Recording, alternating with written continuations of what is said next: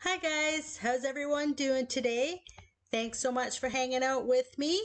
If you're new here, welcome. My name is Zita, and on my channel I'll be sharing a variety of DIYs with you, such as thrift store makeovers, upcycles.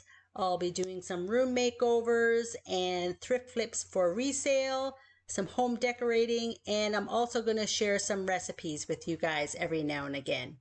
If you haven't subscribed yet, please consider hitting that subscribe button and also click that notification bell. That way YouTube will notify you when I upload a new video. The more DIY friends we have, the better. And you can also follow me over on Instagram, Facebook, Pinterest, and Etsy at OakWell Home. So today, guys, I'm going to be sharing a little bit of a different video with you guys. Instead of a DIY, I'm going to be sharing one of my plant-based recipes with you guys. So today, I'm going to be making a plant-based meat and potato casserole for you guys. And you can make this recipe non-plant-based if you prefer, but I'll be sharing how I make it into a plant-based recipe, just in case you want to cut down on some of your meat. So let's get started and I'll show you how I made this quick and easy recipe with only a few ingredients.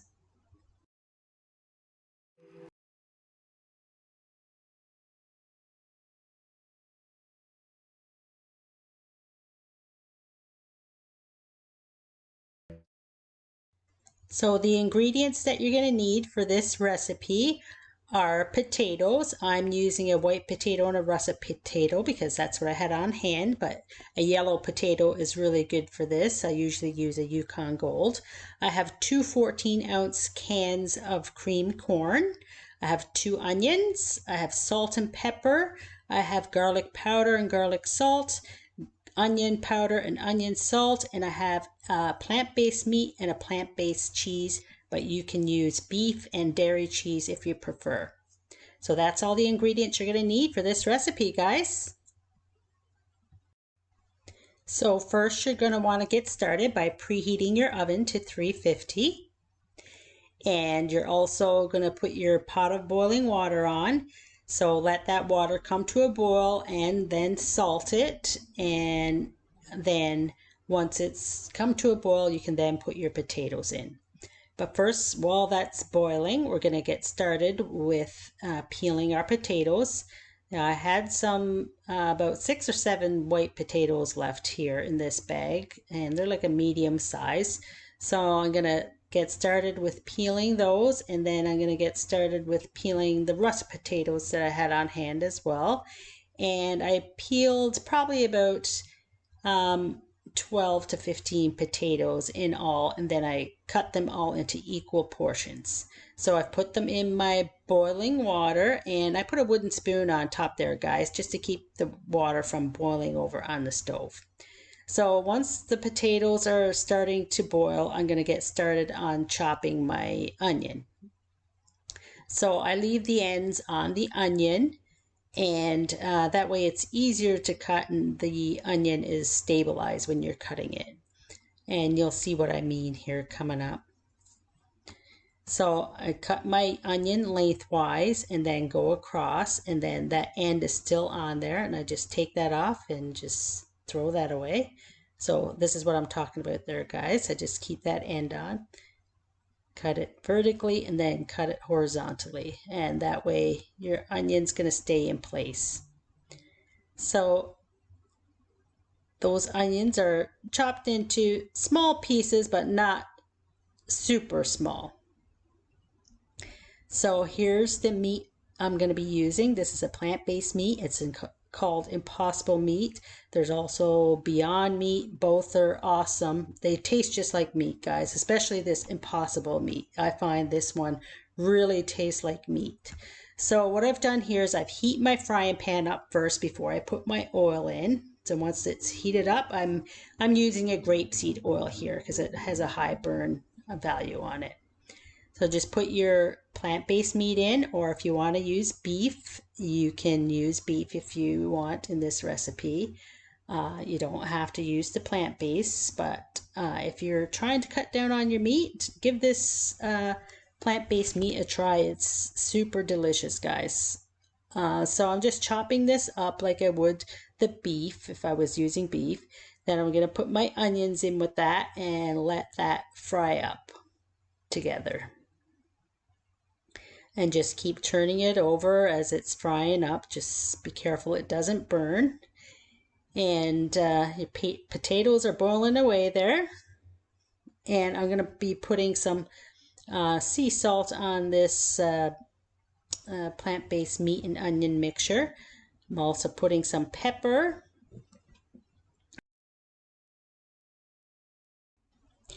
And then I'm going to add a couple of tablespoons of garlic powder. And after I've added that, I'm going to add a couple of tablespoons of onion powder. Who else likes onion powder? I find it really puts a good taste on it. And so does the garlic, for sure. Got to have garlic in almost everything. Then I'm going to put about a teaspoon of garlic salt and then about a teaspoon of onion salt. So all of these spices are going to give this meat and onion mixture a really nice flavor. So let me know in the comments, guys, have any of you guys tried this plant-based meat before? And are there any other brands that you guys really like that you've tried? So my potatoes have come to a boil here, and I'm taking out some of the liquid and putting it into a measuring cup. I'm going to be putting liquid in my potatoes when I mash them instead of milk. If you guys want to use milk, you can go ahead. You could also use something like an oat milk. It's really creamy if you don't want to use a dairy milk. But I like to use the water that they boiled in. I call it skinny potatoes. So here I'm using a basil plant-based butter. And tastes just like butter, guys. And then I'm going to put a bit of that water that was in the potatoes, and that's going to make them really nice and creamy still. And then I'm going to open up my cream style corn here. These are two 14-ounce cans, and that's going to go in this recipe, and it's going to give it that sweet flavor. So first I'm going to start with my potatoes, just a little bit of potatoes to line the bottom of your casserole dish, guys. Just a little bit, not too much, just to fill the bottom. And then after I have that all spread out and evened out, I'm going to put my plant-based meat mixture in there once it's fried. Oh, I got a little visitor here, guys. My sweet little Sam. He's hoping some food drops on the floor there. I did save some potatoes for him without putting the butter in there that I'm going to give him after, so he can have a little bit of a taste of this awesome food I'm cooking up here too. So here I'm putting my meat mixture in, plant-based or beef mixture, whichever you prefer to use. So I'm going to layer that out over the thin layer of potatoes I put on the bottom.